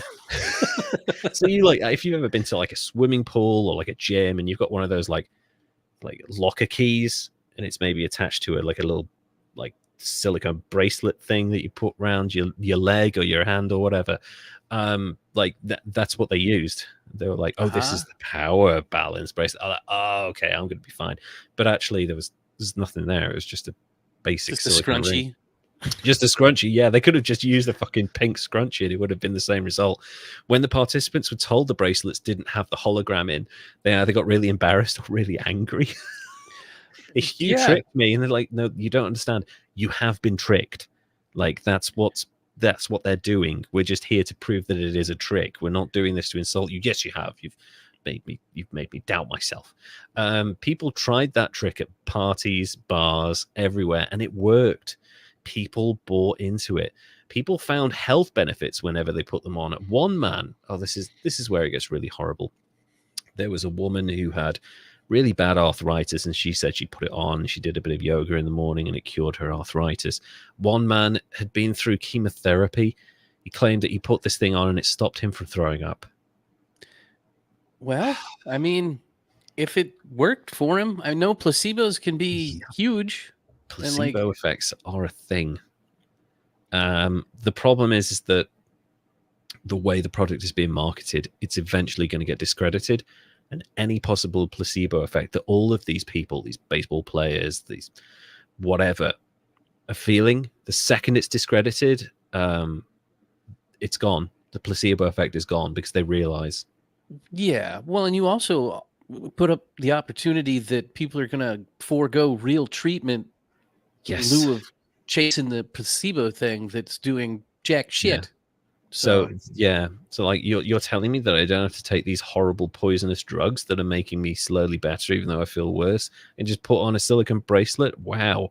The negative reactions grew over the years, and Power Balance just kept on ignoring the critics to the tune of $35 million in the US in 2010 alone. Just one country. Yeah, $35 million in one country in 1 year.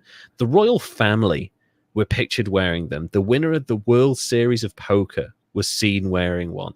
They were so successful that they bought the rights to name the Sacramento Kings Arena, and they changed it to the Power Balance Pavilion. Oh, wow. Which, decent name. Yeah. I'm on board with that. It's kind of a good name for a sporting arena. It's got a bit of gravitas, and I think you need that with sports teams, especially the arenas. There has to be a little bit of power and name recognition there. Dude, my favorite was when the Pink Taco restaurant was trying to name the Cardinal Stadium here, and they wanted it to be Pink Taco Arena, and I'm like, fuck yes, do that. That's so stupid. I love it. So we'll get back to that sports thing in a minute, because like that changes. That year, 2010, they won CNBC's Sports Product of the Year and the Shonky Award for biggest rip-off / scam of the year from a different organization. So CNBC are like, you're clearly the best product. You've inspired all of these knockoffs. Here you go. And someone else was like, this is a complete load of bullshit. We're giving you this award. So yeah, their website removed all traces of health claims, changing their blurb from that fucking like sound to light bullshit into they believe in various holistic practices and Eastern philosophies. So like Confucianism, like what? Like what do you mean Eastern philosophies? You can't just say that. That's not a catch-all phrase. Well, maybe because they're thinking, what is that, Tai Chi, where they do the energy thing? Maybe that's what they're loosely linking it to that. Maybe, but also like this is on their US website. So like anything east of the US, like that could be the UK. Like you just believe in like that's east of the UK, so that's Eastern. Like that's really unspecific. That's the full statement, just Eastern philosophies. Well, we hear that, and we just think that it's mysterious and fucking totally going to work. Exactly, and that's what they're banking on. It's the kind of the same thing that all these kung fu masters believe, like they use to con people out of their money with the Chey bullshit and stuff. Mm-hmm. You know, they did this specifically because the lawsuits were starting to gather steam. In 2010, the Spanish health department fined them 15,000 euros, and the Italian health department fined them 300,000 euros for deceptive advertising. And in Australia, the government was investigating them for breaching their trade laws for deceptive practices around advertising. All this led them to release a statement that said, "We admit that there is no credible scientific evidence that supports our claims." They offered refunds to all of their Australian customers, and according to them, the Australian government even threatened athletes who endorsed the product. The Aussies were out for blood. Yeah, damn. Shit. This led to them going bankrupt in Australia. Just Australia, though. Yeah. Like, I think that's them going, we'll just shutter this thing and just like hope it goes away. Because if they'd stayed around and tried to sell the products, the story would have kept gathering steam and there would have been more reports and stuff. And they're just like, no, let's just get rid of it. However, it didn't work because within a year of this admission that there's no scientific basis for their claims whatsoever, they had 18 separate cases pending in the American federal court system at once. Whoops. Yeah. Everyone started suing them. Even Shaq and Lamar Odom were being sued over their endorsement of this company. Oh, that's damn. when you know you fucked up. So getting sued for endorsing something you get paid to endorse is some bullshit. I know. It's so crazy. Familiar Wilsons, welcome to the podcast. You've joined us just as we're talking about the absolute downfall of the power balance bracelet phenomena. So Shaq and Lamar are getting sued just for wearing these fucking things. And as a result of that, as soon as the athletes are being sued for wearing these bracelets, they just take them off. All of them take them off. And as soon as the athletes take them off and people do a little bit of research into the crazy science shit, everyone is embarrassed. They take them off. Well, yeah. And eventually, the company settled out of court to the tune of $57 million. Whoa. Yeah. Which, depending on which source you believe, puts them at between $10 to $50 million in debt. So they had their margin for error was slim, really. Yeah, well, but they made $35 million just that 1 year. I know. Where's the money going? And it's like lawsuits, I guess. I guess so, but like maybe they were building up a war chest because they knew it was coming. But like, this is a silicone bracelet with a tiny hologram on it. That's like pennies to make that thing. Photon pseudoscience is expensive. Yes, that's right. They've got to conduct their research into turning sound waves into light that like balance out your cells and beam you up. I don't know, dude. It's really expensive white powder that the scientist was using in these really thin lines that he was turning stuff into light, sound into light. I've invented a new thing. Let me quickly write it down. Oh my God, it's taking bump after bump. They quickly filed for bankruptcy and everything went to hell. People stopped wearing them. Athletes denied they wore them. And the Power Balance Pavilion, which was going to be a thing, became the Sleep Train Arena. Oh gosh, no. Yes.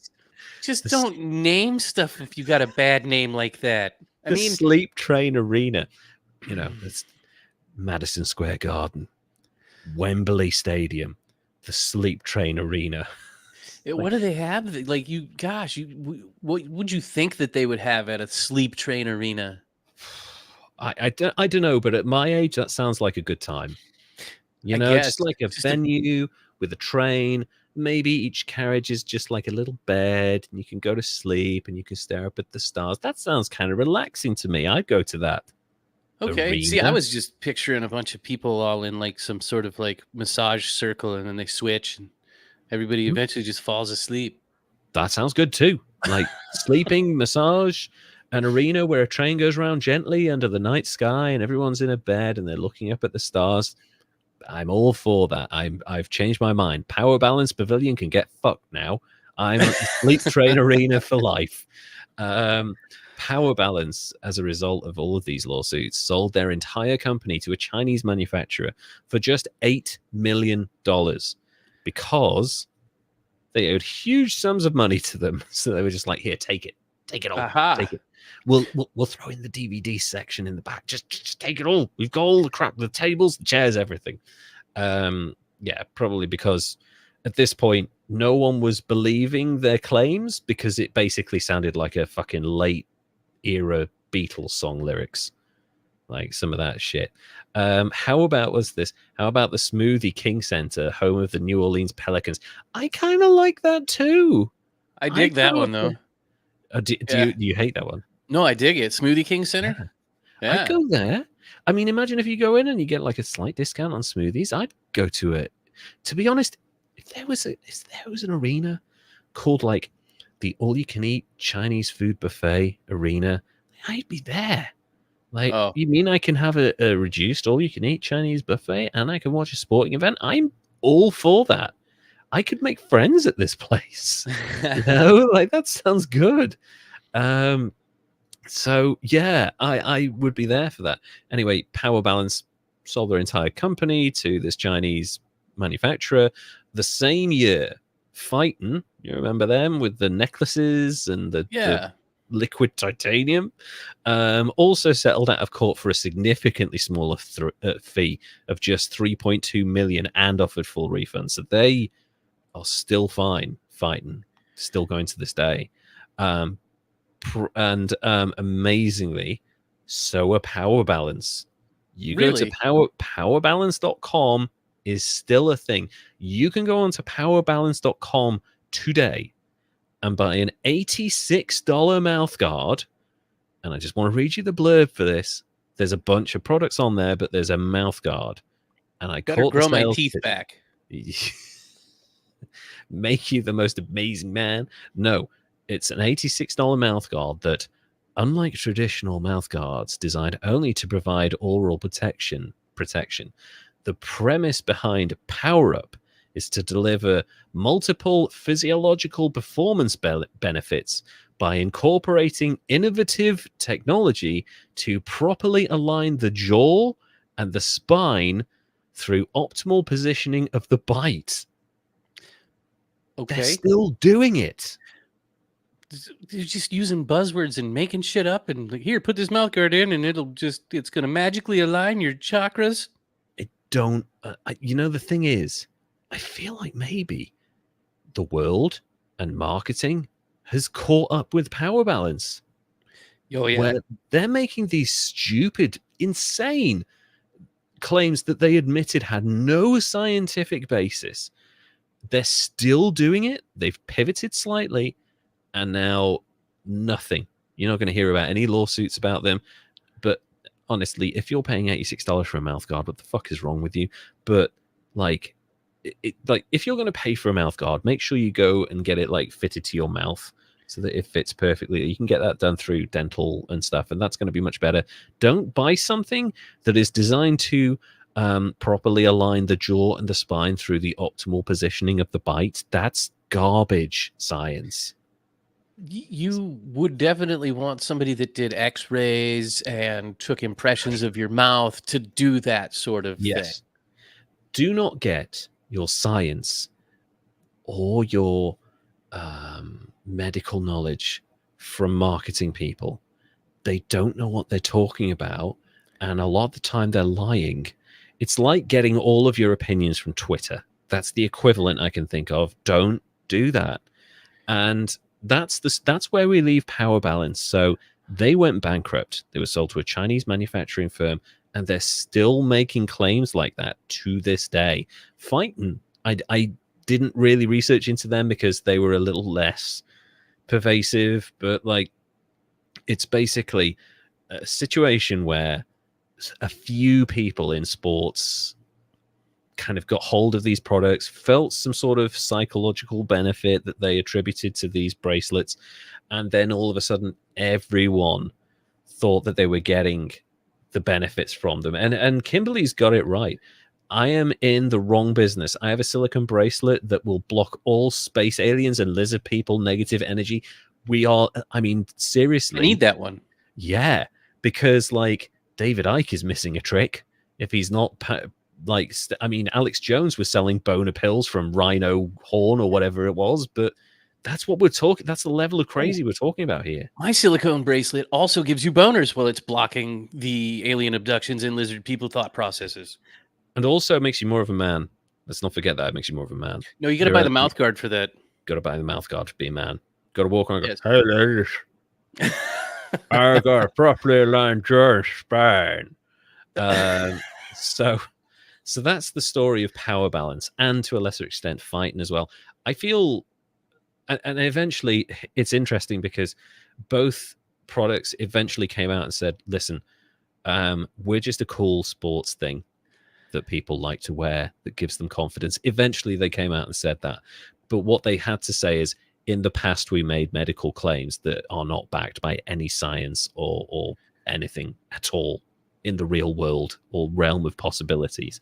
It's kind of crazy that this was a thing for a very long time, for 5-6 years. And I saw them everywhere. I saw people wearing Power Balance bracelets everywhere. Never realized, I knew it was bullshit, but I never realized how pervasive it was.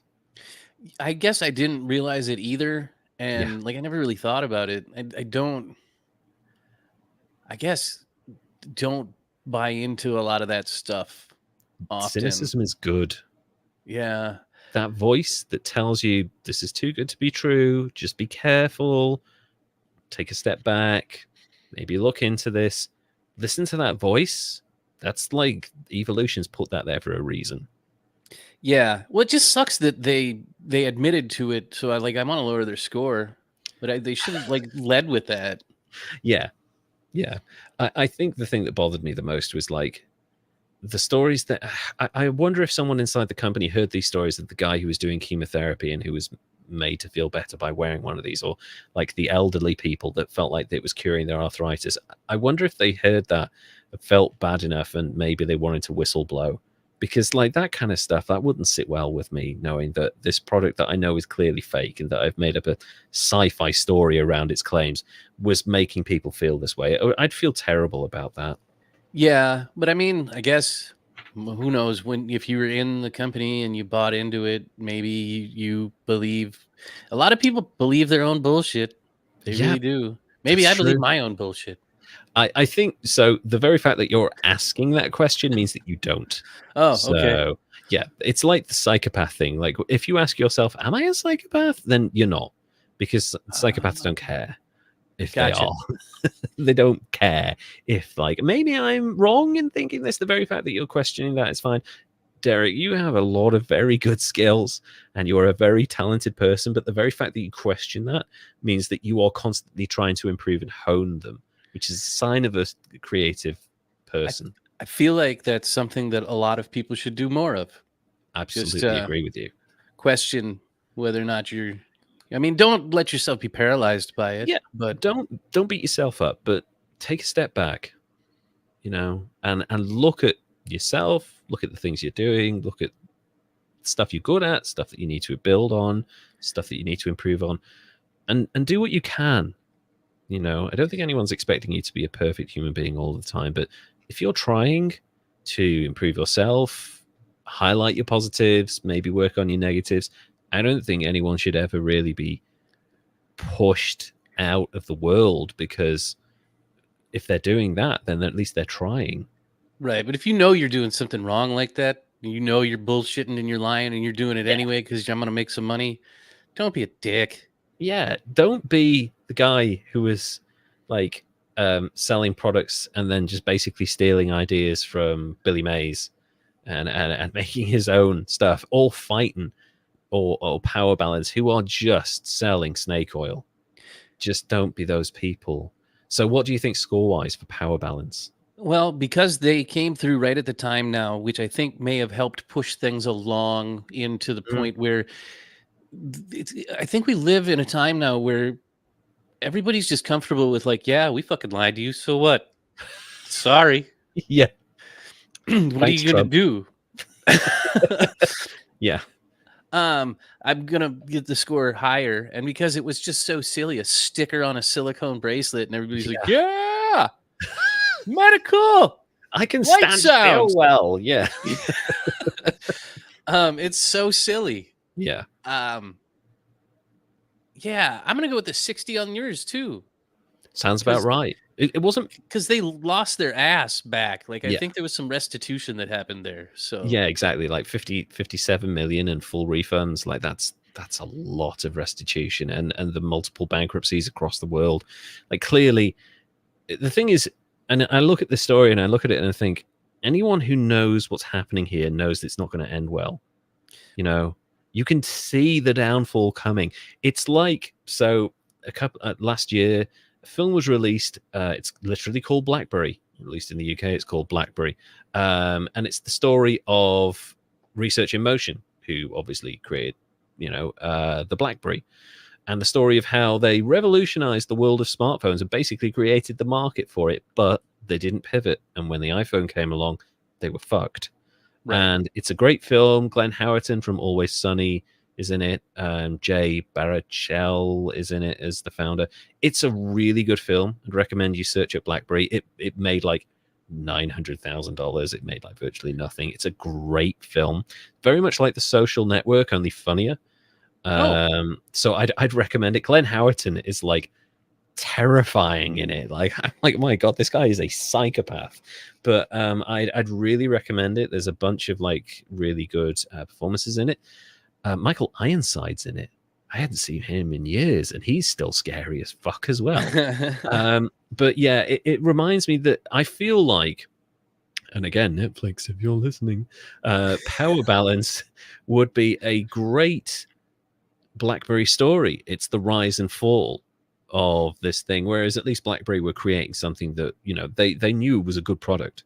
And BlackBerries, anyone that owned a BlackBerry can tell you, security was great, the battery life was great, the functionality was great when they weren't fucking up their network. Like, it was a great product. This is lies that made a shitload of money and then lost it all, and it was always going to be that way. Anyone that could see it would know that. Super Theranos-y. Yeah. Theranos. When you get under the hood of Theranos, it was always going to fail. Always. Yeah. So we don't live in a world where you can get away with stuff unless you fake your own death and run away with people's millions in a crypto scam. That's the only way that shit still works. Yeah, pretty much. Which we've covered before. Yeah. Like, you can maybe get away with a crypto scam for a little bit of time, but now there's like a lot of people are being investigated by the FCC, whatever it is. Yeah, FCC. They're wise to that now. Yeah, they're wise to celebrities like conning people using crypto pump and dump scams. Like, so you can't really create a product and just lie. It reminds me a lot of the Nick Leeson thing, where he was just making bad bet after bad bet on the stock market, hiding it in some random thing and hoping that no one would find it. But eventually it was going to be found. So, prepaid. Yeah, exactly. Yeah, prepaid. So that's Power Balance. and was it Steve Offer? Vince Offer. Vince Offer, sorry, Vince Offer. Really interesting characters, and I think the story with this one is, you have a situation where something feels too good to be true a little bit of the time, and taking that step back kind of helps you get that perspective. But also, a lot of this is tell the truth and market properly. You know, he made up lies about the products he was selling, and really he didn't need to. And fighting it, like, they were on the front cover, Power Balance, sorry, were on the front cover of Sports Illustrated. Free advertising in one of the biggest magazines in the world. You don't have to make up lies. Just say it's a cool product. Yeah. You know, you'll have a consistent sales record for a good few years until maybe it falls out of fashion. And then you pull back a little bit, wait for it to come back in a retro way, market it again, and it becomes an evergreen product. Just pivot a little bit. Don't make up crazy, crazy lies to sell something. It will always come back to bite you in the ass. Yes. Yeah. Like slap bracelets. Why were those a thing? They stuck around. I know, because they were cool. That's literally it. Like, the early 90s, late 80s were a very different time. You could like, oh, slap bracelet. Yeah, it's just a cool shit thing. Like, you get like those, like slime in a ball, in a can. Like, just like, what does it serve? I don't know. It feels fucking funny to touch. Yeah. You know, it makes fart sounds. It makes fart sounds. It's great fun. Stretch Armstrong. What the fuck was that? You know, like these are all pointless things that actually aren't harming anyone.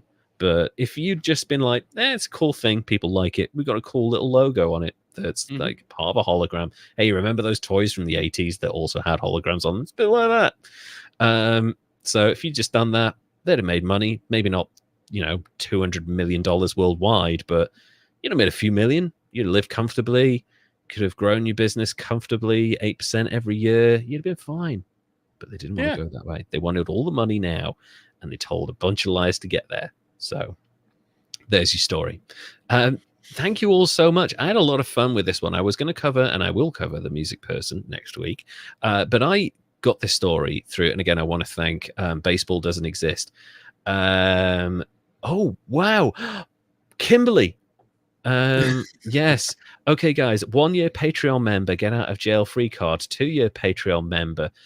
Silicone bracelet that makes you feel like the greatest idiots. We will 3 year patrons will get a silicone bracelet that will give you the most amazing balance. Just like, you will be so fucking balanced that when you take that off, the world will feel like a fucking scene from the Batman series in the 60s. Like, just canted camera angles everywhere. You won't know what reality is when you take off our silicone bracelets. I love that suggestion, Kimberly. That'll definitely be a 3rd year thing. Thank you all so much. I had a lot of fun researching this, because it's just, it doesn't feel real that this shit happened, but it did. Yeah. God, our world. I know. And your guy, fascinating personality. Yeah. I hope he does good things. I hope so. I think there's still time. And I think there are like sprouts of like goodness coming through there. So I'm hopeful that maybe he stops with the whole cancelled wokeness thing and just focus on what you're good at, man. Like, you could make a good living. You could train people to sell like you. Could you imagine having the skills of this man as a salesman? That's your avenue, you know? Yeah. Sell at conventions, the positive motivational speaker. Yes. Empower people with your skills. That's a great thing to be able to do. And like, help people learn from your mistakes. That's what we're all about here in this podcast. Glad I caught the tail end. Nice to see your two silly talking heads. Thank you. That's honestly, doing these podcasts. Thank you, Familiar Wilson's Media. Please, guys, go and search out Super Familiar Wilson's and the podcast. They're just wonderful people. Doing this podcast is like the highlight of my week every single time we do it. It makes me feel so good. We've both been through a bunch of stuff recently. We're not always going to be completely open about what's happening, but honestly, doing this makes me feel so much better. I'm glad we can do this. I am too. Thank you so much, Derek. And thank you all as well. If you want to follow us on social media, go to at History's Greatest Idiots on Instagram and go to at Greatest Idiots on Twitter/X. And if you want to follow us on YouTube, where you'll find a bunch of videos, then go to just search for History's Greatest Idiots on YouTube. You'll find us. And if you want to sling us a bit of money every month and get yourself some free gifts and also behind the scenes scripts and footage and also special episodes and a shout out in every single episode, sling us some money on patreon.com/History's Greatest Idiots. And, you know, we want to make this a full-time thing. I would love to do this like once a week and bring you guys some of the most amazing stories like power balance.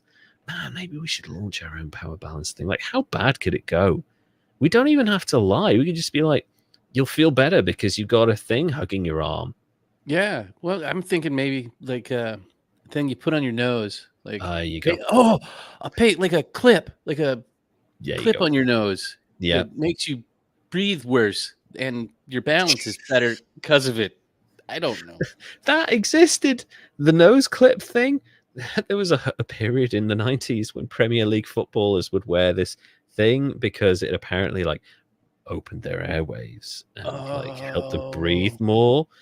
It's just honestly, it changes from decade to decade. There's a new thing that comes along. So funny. Thought I had some new shit. Oh, we need to do, needs to be something involving like maybe eyebrows or maybe ears. Maybe we go with that, or maybe teeth. Drill this thing into your teeth, and you'll be, you know, I don't know. People will do anything if you sell it to them, right?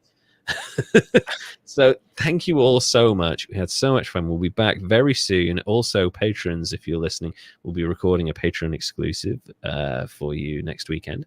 But until then, Derek, would you like to say goodbye, please? Goodbye, everybody. We'll see you all again very soon. Thank you for joining us, and take care. Bye now.